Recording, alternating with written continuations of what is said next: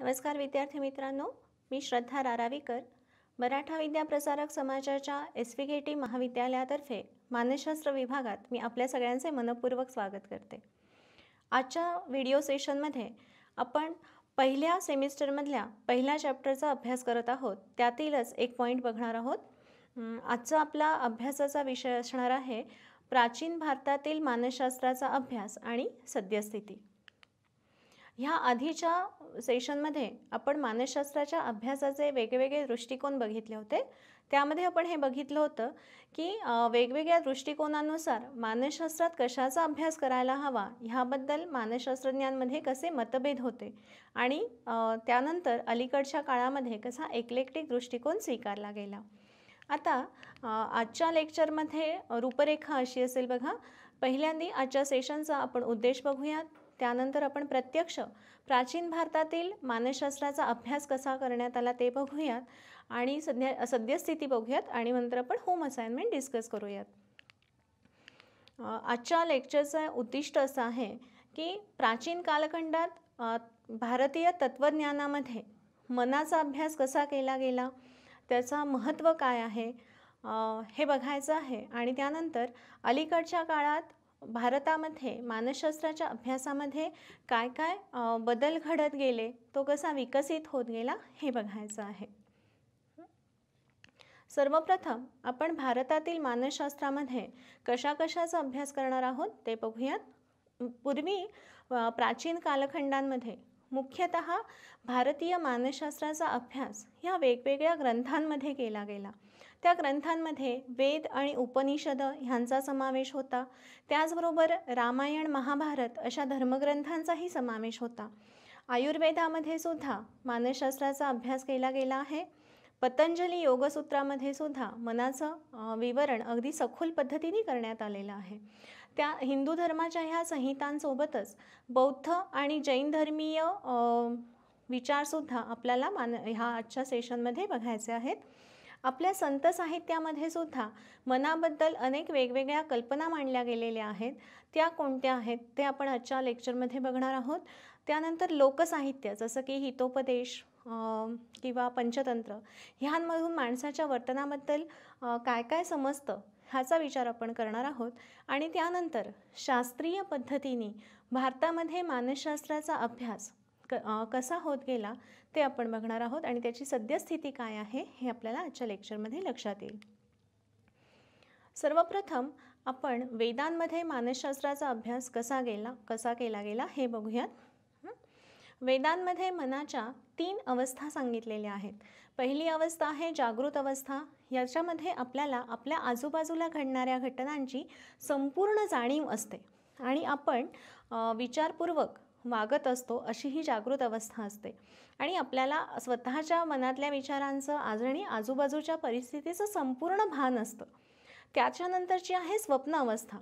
ह्यामध्ये शरीर झोपेमध्ये स्वप्न पडतात तेव्हा शरीर विसावलेलं असतं पण मेंदू मात्र काम करत असतो आणि आपली पंचेंद्रियांच्या वरती सुद्धा मेंदूचं काम सुरूच असतं। त्याच्यामुळे बघा आपल्याला स्वप्नामध्ये रंग दिसणं, आवाज ऐकू येणं, गंध येणं, कोणाचा स्पर्श जाणवणं हे सगळं स्वप्नामध्ये घडत असतं। पण तेव्हा आपण स्वप्न आपल्या हातात नसतात। जागृत अवस्थेमधल्या आपल्या सगळे विचार कृती हे आपल्या कंट्रोलमध्ये असतात, तसं मात्र स्वप्नावस्थेत होत नाही। आणि वेदांनी सांगितलेली तिसरी मनाची अवस्था आहे ती आहे सुषुप्ती अवस्था। सुषुप्ती म्हणजे एक अशा प्रकारची अवस्था की जिथे आपलं संपूर्ण देहभान हरवलेलं असतं। मी कोण आहे ह्याच्याबद्दल आपल्या मनात कोणताही विचार आलेला नसतो। त्याला साधारणपणे समाधी अवस्था असं म्हटलं आपण तरी चालेल। आणि ही सुषुप्ती अवस्था प्राप्त करणं हे संपूर्ण आयुष्याचं ध्येयसुद्धा अनेक योगी लोकांचं असायचं। तर ह्या अवस्थेपर्यंत पोहोचण्यासाठी आपण मनाचा विकास करणं आवश्यक आहे असं सुद्धा वेदांमध्ये सांगितलेलं आहे। जसं शरीर चांगलं ठेवण्यासाठी आपल्याला पौष्टिक आहाराची गरज असते, व्यायामाची गरज असते, तसंच मनाच्या विकासासाठी सुद्धा पौष्टिक आहार आवश्यक आहे असं आपल्या वेदांमध्ये सुद्धा लिहून ठेवलेलं आहे। बघा अलीकडे डॉक्टरसुद्धा सांगतात की जेव्हा तुम्हाला उदास वाटतं, डिप्रेस्ड फील होतं तेव्हा तुम्ही केळं खा, केळ्यांमधलं पोटॅशियम तुम्हाला अलर्ट बनवतं आणि तुमचे मानसिक अवस्थासुद्धा पुन्हा सकारात्मककडे यायला तुम्हाला मदत होऊ शकते. जसं हे केळ्याचं मी तुम्हाला छोटंसं उदाहरण सांगितलं. जर आपण पौष्टिक आहार घेतला तर आपलं शरीराचं कार्य सुरळीतपणे पार पडतं आणि त्याच्यामुळे मनाचं कार्य व्यवस्थित चालायला सुद्धा मदत होते. मनाचा विकास होण्यासाठी आपल्याला अनुकूल वातावरणाची सुद्धा गरज असते. जसं निसर्गरम्य वातावरणामध्ये मन शांत होतं. मनाला किंवा बुद्धीला सतत कार्यरत ठेवलं तर त्याचा विकास व्हायला मदत होते. व्यायामाने सुद्धा शरीरामधल्या ग्रंथीस्त्राव नियमित होतात आणि एकंदरीत सगळी न्यूरोलॉजिकल फंक्शनसुद्धा व्यवस्थित पार पडतात. आणि मग ह्या सगळ्या तिन्ही घटकांच्या माध्यमातून आपलं मन सुरळीतपणे काम करतं. म्हणून ह्या तीनही घटक मनाच्या विकासासाठी आवश्यक आहेत असं आपल्या वेदांमध्ये फार पूर्वीपासून म्हणून ठेवलेलं आहे. आणि वेदांमध्ये मनाच्या कार्यांचं सुद्धा वर्णन केलेलं आहे. जसं की ज्ञान मिळवणं, स्मरणशक्ती, कल्पनाशक्ती, हे सगळं मनामध्येच असतं असं म्हटलेलं आहे. त्याचबद्दल प्रेम, द्वेष अशासारख्या भावनासुद्धा मनातच उत्पन्न होत असतात. भीतीची भावनासुद्धा मनात असते असं आपल्या वेदांमध्ये सांगून ठेवण्यात आलेलं आहे. अथर्व वेदामध्ये मनोविकारांबद्दल खूप सखोल विचार करण्यात आलेला होता आणि त्याच्यामध्ये मुख्यतः तंत्र, मंत्र, संमोहन ह्यांचा विचार खूप जास्ती प्रमाणात केला आहे. आणि अथर्व वेदामधल्या काही श्लोकांमध्ये वेगवेगळ्या मानसिक आजारांवरती कसे उपचार करायचे ह्यांचं वर्णनसुद्धा आलेलं आहे. ज्या लोकांना मानसिक आजार असतील त्यांच्या मनावरती नियंत्रण मिळवण्यासाठी काही श्लोकसुद्धा सांगितलेले आहेत. ह्या श्लोकांचं पठण केलं तर व्यक्ती स्वतःच्या मनावरती नियंत्रण ठेवू शकते असं अथर्ववेद सांगतो.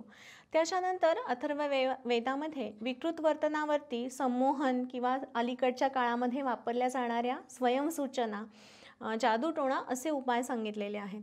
आता जादूटोणा किंवा संमोहन ह्या बाबतीत आपण ठामपणे सांगू शकत नाही, कारण त्याच्यावरती तितकेसे शास्त्रीय पुरावे त्यांच्याबद्दल अवेलेबल नाही आहेत.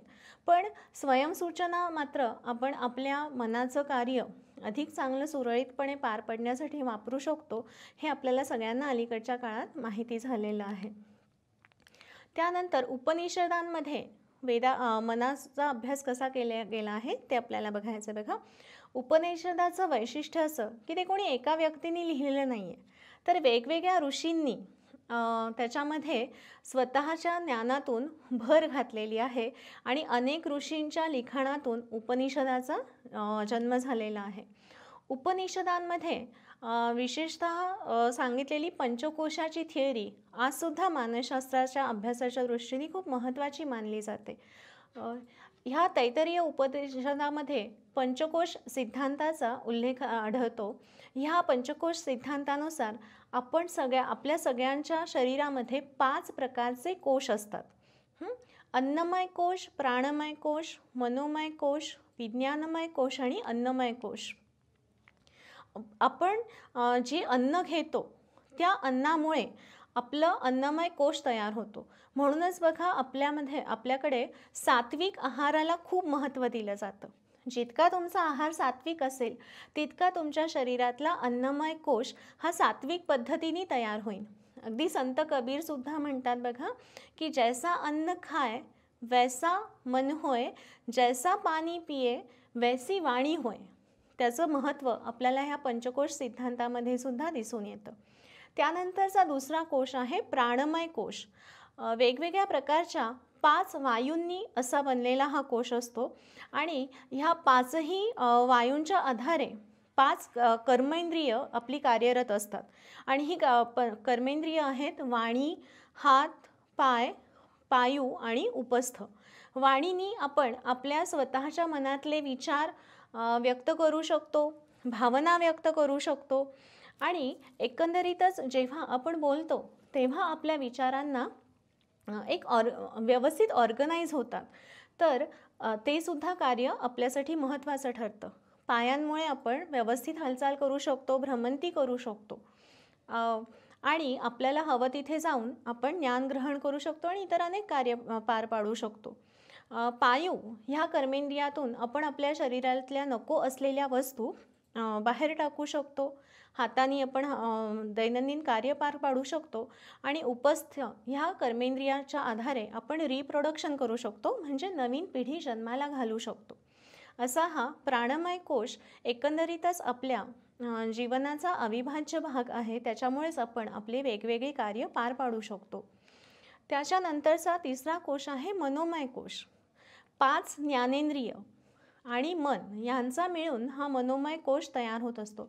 5 ज्ञानेंद्रिय आपल्याला माहिती आहेत बघा, कान, नाक, डोळे, जीभ आणि त्वचा.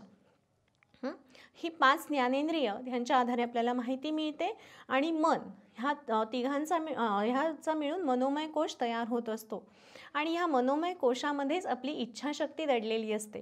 ह्या इच्छाशक्तीच्या आधारेच आपण ह्या संपूर्ण जगामध्ये कार्यरत असतो.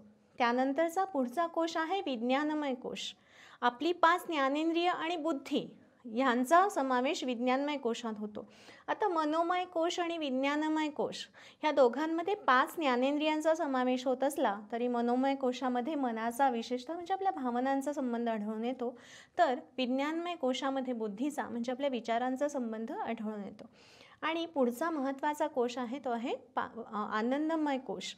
ह्यामध्ये एक मनाची शुद्ध अवस्था, आनंदाची अवस्था समाविष्ट असते असं म्हटलं जातं. आधुनिक योगाच्या ज्या उपचार पद्धती आहेत त्या उपचार पद्धती ठरवताना किंवा आजार कशामुळे झालेला आहे, त्याचं स्वरूप कसं आहे हे ठरवताना 5 पैकी कोणत्या कोशात बिघाड झालेला आहे ह्याचा विचार केला जातो आणि त्यानुसार उपचार ठरवले जातात. अन्नमय कोशात बिघाड झाला असेल तर त्याच्यासाठी वेगळे वेगळे आसनं सुचवलेली आहेत.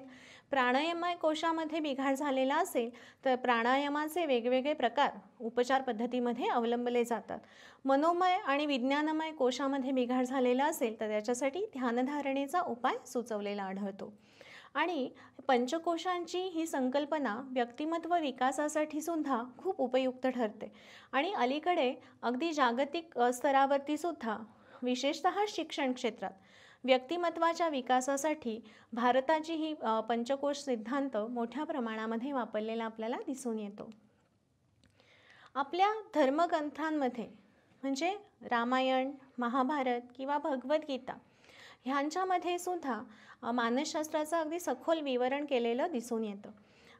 आपल्या सगळ्या धर्मग्रंथांमध्ये मनाच्या वेगवेगळ्या अवस्थांचं वर्णन येतं, समुपदेशनाच्या पद्धतींचं सुद्धा वर्णन येतं. विशेषतः गीतेचा आपण जर विचार केला तर आपल्याला लक्षात आपल्याला सगळ्यांना माहिती आहे की अर्जुन जेव्हा युद्ध करायला परावृत्त होत होता तेव्हा कृष्णानेच त्याचं समुपदेशन केलं होतं आणि त्याला युद्धासाठी पुन्हा तयार केलं होतं. मग आपण असं म्हणू शकतो की कृष्ण हा आद्य समुपदेशक आहे असं सुद्धा आपण म्हणू शकतो. आणि इतर सुद्धा अनेक मानवी प्रेरणांचा अगदी सखोल अभ्यास आपल्या ह्या वेगवेगळ्या धर्मग्रंथांमध्ये दिसून येतो. आपली वेद, उपनिषद, धर्मग्रंथ यामध्ये विशेषतः तात्विक पद्धतीने मानसशास्त्राचा अभ्यास केलेला आढळतो आणि मनाचं वर्णन केलेलं आढळतं.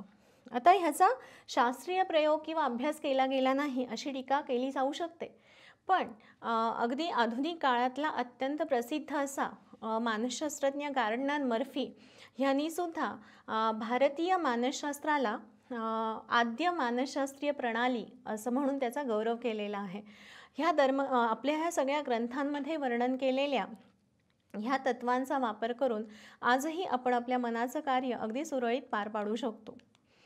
त्यानंतर आयुर्वेदामध्ये सुद्धा 3 वेगवेगळ्या मानसिक प्रकृतींचा अभ्यास केलेला आपल्याला दिसतो.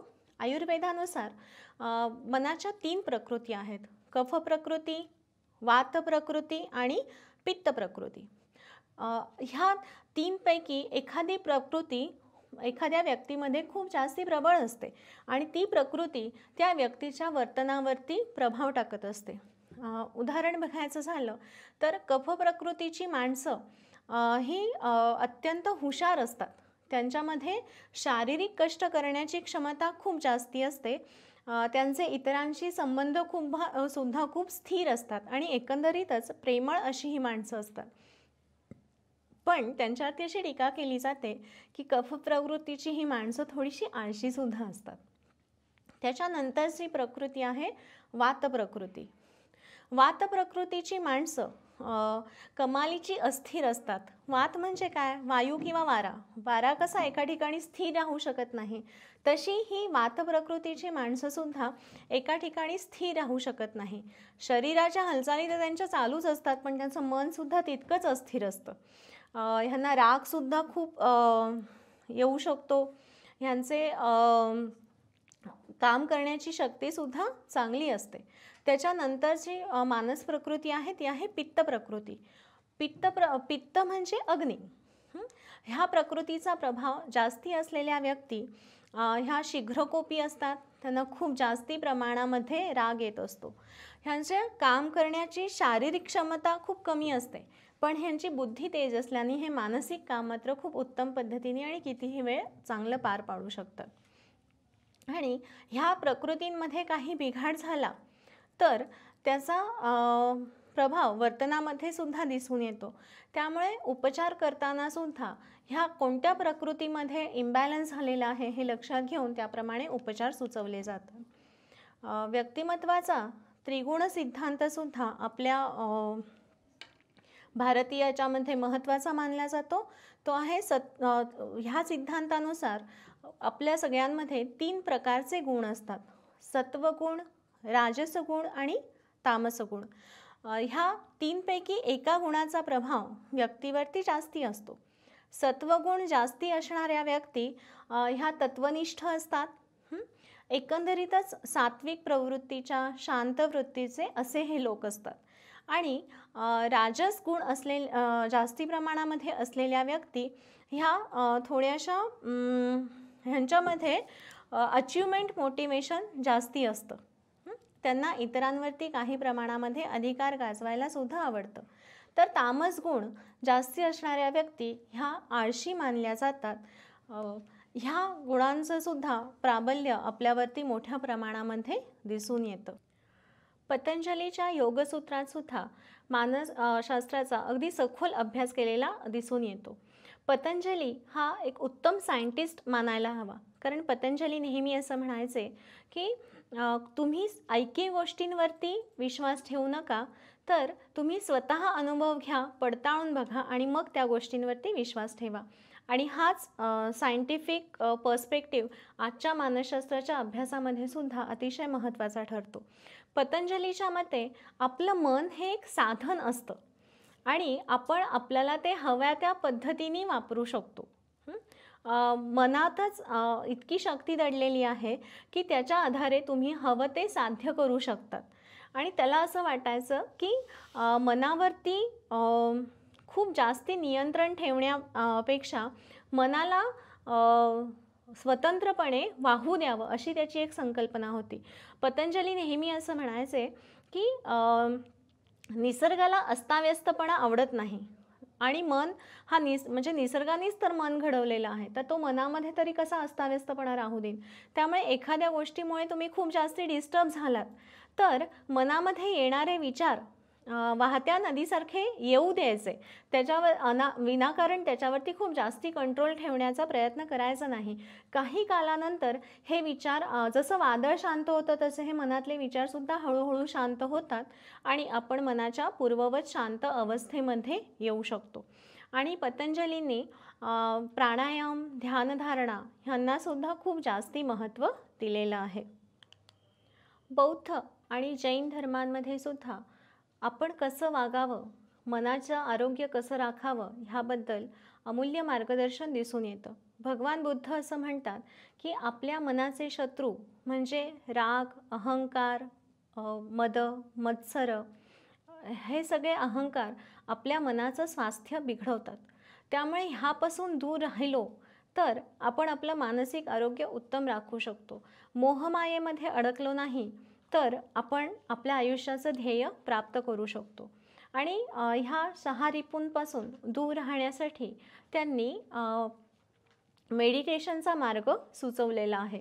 आणि त्यांच्या तत्वांवरती आधारित विपश्यना हे मेडिटेशनचं तंत्र आजसुद्धा जगभर फॉलो केलं जातं.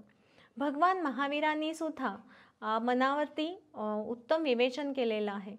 बघा, जैन धर्मीयांमध्ये सात्विक आहाराला खूप जास्ती महत्त्व आहे. मगाशी मी सांगितलं तसं आपण जसा आहार घेतो त्या प्रकारचे विचार आपल्या मनात येतात आणि त्यावर आपलं वर्तन अवलंबून असतं. म्हणून सात्विक विचार करणं, सात्विक आहार घेणं आणि एकंदरीतच शांतता पाळणं हे जैन धर्मियांसाठी अत्यंत महत्त्वाचं मानलं जातं. आपल्या साहित्यामध्ये सुद्धा मोठ्या प्रमाणावरती समाजामध्ये कसं वागावं ह्याचं विवेचन आढळतं. हितोपदेश किंवा पंचतंत्र ह्यामध्ये प्राण्यांच्या वेगवेगळ्या कथा सांगितलेल्या आहेत आणि त्याच्यामधून माणसांच्या मनोवृत्तीचं सुद्धा दर्शन घडतं आणि समाजात वावरताना स्वतःच्या मनावरती कसं नियंत्रण ठेवावं, स्वतःच्या अहंकारावरती कसं नियंत्रण ठेवावं, इतरांशी वागताना त्यांच्या सिंपथी कशी बाळगावी आणि एकंदरीतच सामाजिक स्वास्थ्य कसं राखावं ह्याच्याबद्दलची उत्तम माहिती किंवा बोध आपल्याला ह्या वेगवेगळ्या कथांमधून सुद्धा पुढे येतो. आपलं संत साहित्यसुद्धा मानसशास्त्राबद्दल उत्तम भाष्य करतं. आपल्याला सगळ्यांना मनाचे श्लोक माहितीच आहेत. आपलं मन निर्मळ ठेवण्यासाठी आणि मनाचं स्वास्थ्य टिकवण्यासाठी, सामाजिक स्वास्थ्य टिकवण्यासाठी आपण कसा विचार करायला हवं, कसं वागायला हवं ह्याचं वर्णन मनाच्या श्लोकांमध्ये केलेलं आपल्याला आढळून येतं. आणि मन कसं काम करतं त्याच्याबद्दलची माहिती आपल्याला बहिणाबाईंच्या कवितेंमध्ये सुद्धा दिसून येते. आता आपण प्राचीन इतिहास बघितला. आता आपण मानसशास्त्र भारतामध्ये कसं कसं विकसित होत गेलं ते बघणार आहोत. 1905 साली सगळ्यात आधी सर ब्रिजेंद्रनाथ सियल ह्यांनी एक्सपेरिमेंटल सायकोलॉजीवरती पहिला मानसशास्त्राचा सिलॅबस तयार केला आणि त्याच्यानंतर भारतामध्ये एक्सपेरिमेंटल सायकोलॉजी किंवा प्रायोगिक मानसशास्त्र शिकवायला सुरुवात झाली. त्याच्यानंतर 1916 साली सर्वप्रथम कलकत्ता विद्यापीठामध्ये मानसशास्त्र विभाग सुरू करण्यात आला. त्याचं नाव अप्लाइड सायकोलॉजी असं होतं. उपयोजित मानसशास्त्राचा अभ्यास करण्यावरती त्यावेळी मानसशास्त्रज्ञांनी भर दिला होता. आणि त्यानंतर बिहार, पाटणा ह्या विद्यापीठांमध्ये सुद्धा मानसशास्त्र हा विषय शिकवायला सुरुवात झाली आणि मग हळूहळू तो संपूर्ण भारत देशामध्ये शिकवला जाऊ लागला. ह्या स्लाईडवरती आपल्याला भारताच्या आधुनिक मानसशास्त्रीय अभ्यासाचा विकास कसा कसा घडत गेला हे दिसेल. 1925 साली इंडियन सायकोलॉजिकल असोसिएशनची स्थापना झाली आणि त्यांच्या समीक्षा ह्या पहिल्या जर्नलचं प्रकाशनसुद्धा झालं. 1940 साली लुंबिनी पार्क येथे कलकत्त्यामध्ये पहिलं भारतातलं मनोरुग्णालय स्थापन करण्यात आलं आणि 1945 आणि 1949 साली संरक्षण क्षेत्रामध्ये सुद्धा मानसशास्त्रांनी एंट्री केली असं आपण म्हणू शकतो. 1955 साली बँगलोरला national institute of mental health किंवा निमॅन्सची स्थापना झाली. 1962 साली इंडियन अकॅडमी ऑफ अप्लाइड सायकोलॉजीची स्थापना झाली. त्याच दरम्यान रांची येथे मानसिक आजारांवर उपचार करण्यासाठी रुग्णालय ओपन केलं गेलं. 1968 साली इंडियन असोसिएशन ऑफ क्लिनिकल सायकोलॉजीची निर्मिती झाली आणि 1989मध्ये नॅशनल अकॅडमी ऑफ सायकोलॉजीची स्थापना झाली. ह्या सगळ्या वेगवेगळ्या विकासांच्या टप्प्यांवरून आता मानसशास्त्राने आपल्या भारतामध्ये प्रचंड वेग धरलेला आहे आणि नुकतंच गेल्या एखाद्या महिन्यापूर्वीच भारतीय मानसशास्त्रज्ञ डॉक्टर गिरीश्वर मिश्रा ह्यांना जगभरातल्या इन्फ्लुएन्शियल सायकोलॉजिस्टमध्ये पहिल्या 10 सायकोलॉजिस्टमध्ये त्यांची गणना करण्यात आली आणि त्यांना गौरवण्यात आलं. गिरीश्वर मिश्रा ह्यांना पाश्चात्य मानसशास्त्रीय अभ्यासाबद्दल आदर आहेच, पण त्यांचं असं म्हणणं होतं की पाश्चात्य संस्कृती किंवा पौर्वात्य संस्कृती ही पूर्णपणे वेगळी आहे आणि आपण त्यांच्या मानसशास्त्राच्या अभ्यासाची तत्त्व तशीच्या तशी भारतामध्ये लागू करणं योग्य नाही. आपण आपल्या संस्कृतीनुसार, आपल्या परंपरांनुसार, आपल्या भारतामध्ये राहणाऱ्या लोकांच्या वर्तनाचा अभ्यास केला तर तो फायदेशीर ठरू शकतो आणि मग अशा अभ्यासाचं उपयोजन भारतामध्ये करणंसुद्धा सहज शक्य आहे. आणि त्यांनी मानसशास्त्राच्या भारतातील मूळ अभ्यास पद्धतींनासुद्धा खूप जास्ती महत्त्व दिलं. अशा रीतीने मानसशास्त्राचा भारतामध्ये विकास होत गेला. आजच्या लेक्चरमध्ये आपण बघितलं की प्राचीन काळामध्ये भारतात मानसशास्त्राचा अभ्यास कसा केला गेला, त्यानंतर आपण सध्या मानसशास्त्राची भारतातली स्थिती काय आहे ह्याचासुद्धा थोडक्यात विचार केला. आता ह्यावर आधारित प्रश्न आहेत. व्यक्तिमत्वाचा त्रिगुण सिद्धांत स्पष्ट करा आणि आयुर्वेदामधले कोणकोणत्या मानस प्रकृती सांगितल्या आहेत. पुढच्या लेक्चरमध्ये आपण मानसशास्त्राचा अभ्यास करण्यासाठी कोणकोणत्या शास्त्रीय पद्धतींचा वापर केला जातो हे बघणार आहोत. धन्यवाद.